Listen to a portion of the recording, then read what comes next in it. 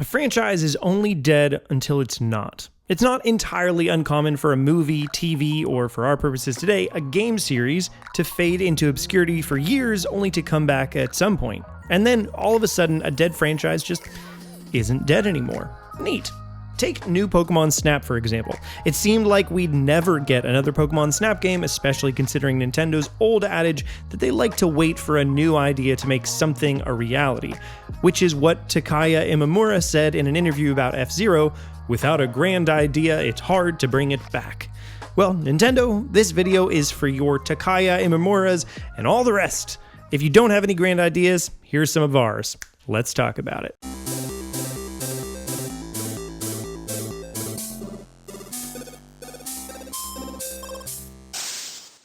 The first thing I'd like to say is that honestly, I don't know if it's a good sign or a bad one for F-Zero that a former Nintendo employee is openly talking about the franchise in this way. On one hand, it could be indication that it's on some folks at Nintendo's minds, even today, which means that all it really needs is this big idea, and then it can become a reality. On the other hand, maybe talking about it in this way means it's so unlikely that there's not even any secrets about it to be had. And to be honest, I don't think it's either one of those and probably completely innocuous, but that's still where my brain goes.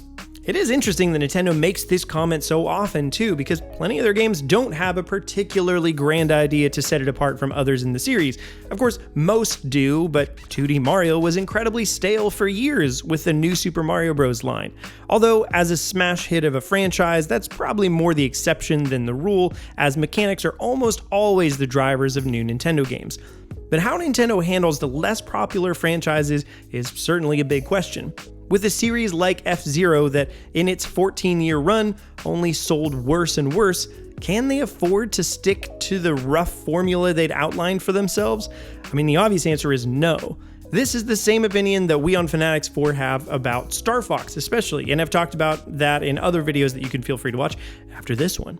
In short, Nintendo can't afford to make a new F-Zero game for Switch that's a high-speed racer, and that's it. Even considering the cool production value, quirky character cutscenes, and generally appreciated racing by its fanbase in F-Zero GX, that's a formula that I just don't think the market will agree with a $60 price tag on.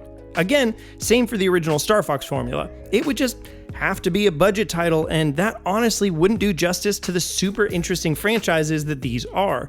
And it's not even that I don't think Nintendo could have multiple purely racing franchises. I'd be perfectly happy to see a Diddy Kong racing game that has a different focus than Mario Kart, and I think it would likely do at least okay. So, what do they do? I've heard some suggestions to slow it down and make it more approachable to the masses, make it more like Mario Kart.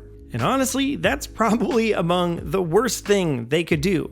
You'd alienate the pre-existing fan base and really just not get that many new eyes on the game as a whole, because F-Zero is just not that popular as it is, and also not everyone's going to go out of their way to play an F-Zero game that's not changing its tune, but the current fan base response would be lackluster at best.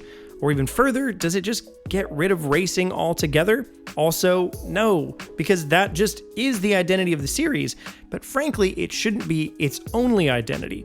And now we're getting into the actual ideas. So let's ignore everything F-Zero has been and just take inventory of where we are today with the franchise and the existing user base on the Switch.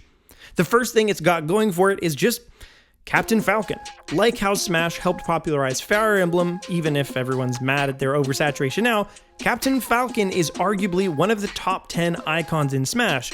Not only because he's been there since day one, but the meme potential and recognizability of the character within the Nintendo community is super strong. This is something to leverage. Similarly, the Switch audience is varied, but is trending older than many other Nintendo consoles in recent memory. I've long thought that I'd love Nintendo to put out some more games appropriate for all ages, but aimed not too directly at kids, like Breath of the Wild, Fire Emblem, Astral Chain, Bayonetta, and Metroid. And for marketing purposes, having must-buy games aimed at adults certainly has a stronger trickle-down effect to younger generations thinking it's cool and being interested than aiming for the other way around. And even though Captain Falcon was featured prominently enough in other F-Zero games, he, like Star Fox and others, has his moveset from Smash largely made up with no analog in a mainline F-Zero game. If you love the way Captain Falcon operates and want more of that, well, you're out of luck, because there's no recent games with him in them, and none at all that align even a little bit with what you're used to from him in Smash. So here's what they do. I think it would be a shame to turn this into a Captain Falcon game, but I do think he should be front and center. To set the stage, this will be an action and racing game, diving way further into concept of a story mode as introduced in F-Zero GX. Just like Kirby was the first character you experienced in Smash Ultimate's World of Light, Captain Falcon will be the first and primary character, although you'll unlock more as the game goes on. It takes place primarily in Mute City, which is a fully built-up 3D environment reminiscent of a scaled-down New York from Spider-Man on PS4, or a city in Grand Theft Auto or something. After all, Captain Falcon is a bounty hunter, and that's what his story and side quests will revolve around. Racing obviously will still be a key part of the game, but in the story mode there should be difficulty settings so that people who want to enjoy the world of F-Zero but don't like the high-speed, hard racing the franchise has to offer can still participate. However, competitively, there's a standard speed that everyone abides by, and this will be an improved and familiar mode for veteran players. But back to the story mode. There's some mild detective work, beat 'em up, or action combat against goons or other franchise regulars like Black Shadow, and racing will be a mechanic to recruit other characters to your team. A selection of bad characters will be something of a crime syndicate, and there could be interesting story twists of who's a double agent or who has nefarious motives or any of that. But you'd fight some and race against others to become the best racer and also thwart their evil ways. Also, I'm imagining the world and tone to be reminiscent of No More Heroes in a lot of ways. It's pretty campy, but also kinda serious too. The side quests can be small and useless, but always work toward your end goal. And the fun twist is that the New Game Plus will have you play the story from the evil character's side, recruiting each of them, and I don't know the rest. What are your ideas for that? Let me know in the comments. The way I see it is actually fairly similar to the mainline Pokemon games. Those are enjoyed by fans who are only looking for a single-player RPG with some cute Pokemon to boot, but equally by competitive players who barely care at all about the story mode and anything in between. And taking some pointers, especially from Smash, this game could easily speak to both audiences without one feeling alienated. For example, any character you unlock in story mode would then also be playable in online or local multiplayer. That way, you're unlocking characters really slowly, but in a way that's contingent upon the story. Alternatively, if you don't care at all about the story, a competitive player could go right into standard races, unlocking characters as they go, which would be a lot faster but wouldn't affect any character progress in the main story. To me, this is an elegant blend that does the thing that a new F-Zero game desperately needs.